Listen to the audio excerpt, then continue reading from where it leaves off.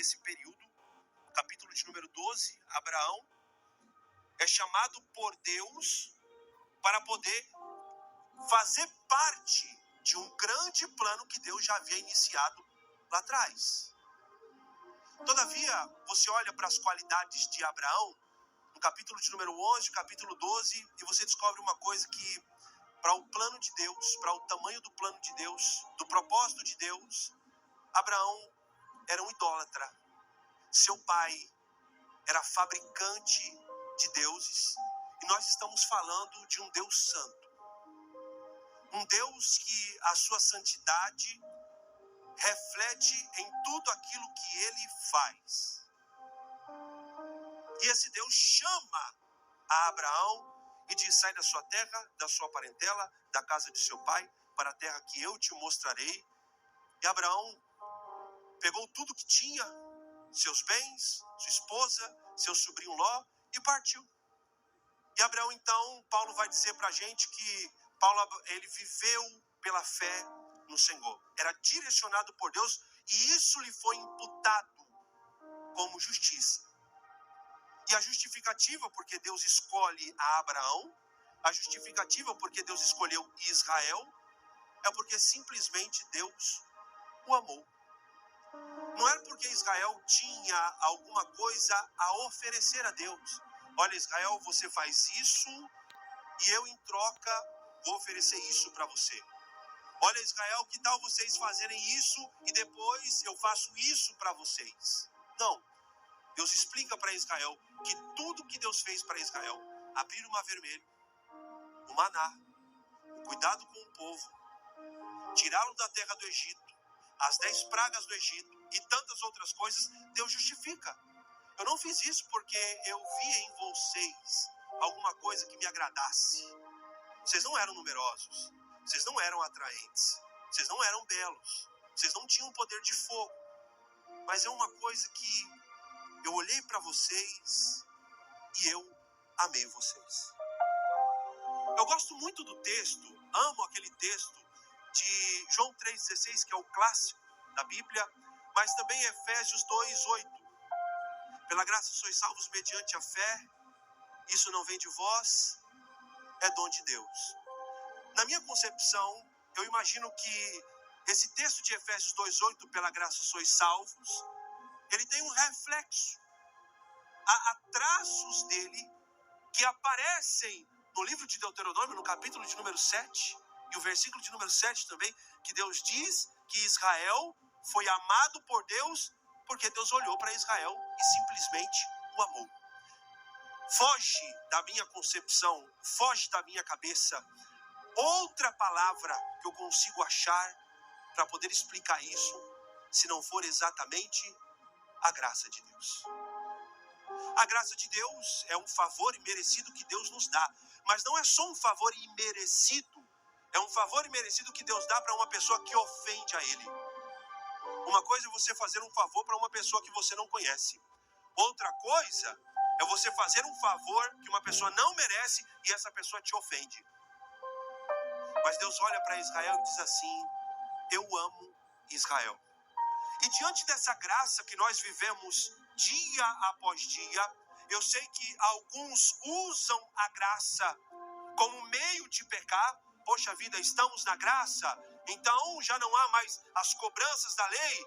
Deixa eu dizer uma coisa para você, que a graça, ela é mais severa do que propriamente a lei. Na lei, o adultério é condenado com relação ao ato. Na graça, o próprio Jesus falou: aquele que olha e cobiça, ele já adulterou. A graça tem o seu juízo, a graça tem a sua sentença, a graça tem a sua severidade, mas a graça também, ela se manifesta para aqueles que desejam ser alcançados por essa graça. Deus olha para Israel e diz: eu amei vocês, não por isso, não por aquilo, mas por simplesmente o amor que eu senti por vocês. E também pela aliança feita lá atrás com seus pais da fé. Lá atrás com Abraão, Isaque e Jacó. E a graça é algo que a gente não pode necessariamente, queridos, aumentar. Não tem nada que você possa fazer, nada que você possa fazer para Deus te amar menos. Da mesma forma que não existe nada que você possa fazer para Deus te amar menos, não há nada que você possa fazer para Deus te amar mais. Deus olha para você e Deus diz para você: eu te amo. Só que esse amor de Deus por você não é conforme os seus acertos e os seus erros. Olha como ele é bonzinho. Olha como ele tira 10 da escola. Olha como ele é um bom cristão. Olha, Deus olha para você e olha para você não um amor como uma espécie de volume que abaixa e aumenta. O amor que Deus tem por você é um amor incondicional. Não tem nada que você possa fazer para Deus te amar mais.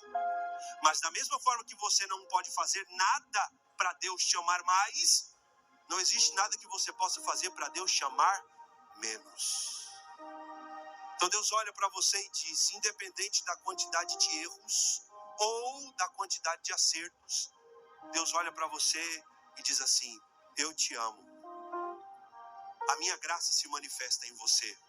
Mas não é porque você é forte, não é porque você é inteligente, não é porque você é sábio, não é porque o seu povo é numeroso. É porque simplesmente eu olhei para vocês e amei vocês incondicionalmente.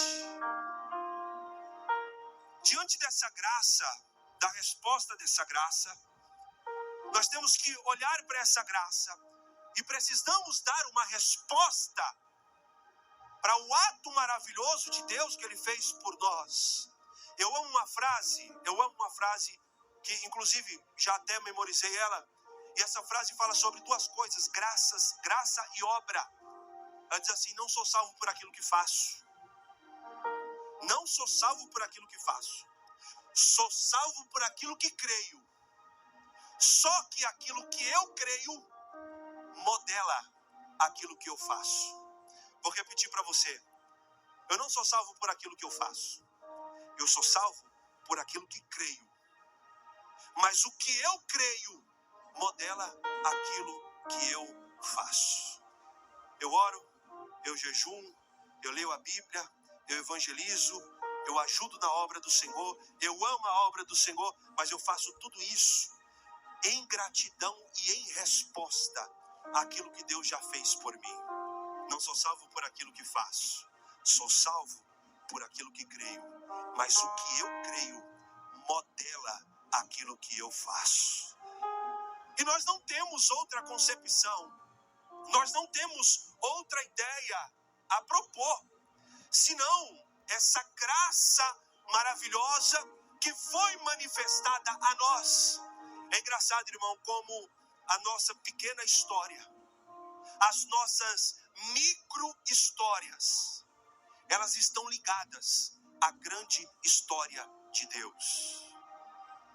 As nossas pequenas histórias estão juntas e agregadas a essa grande história de Deus.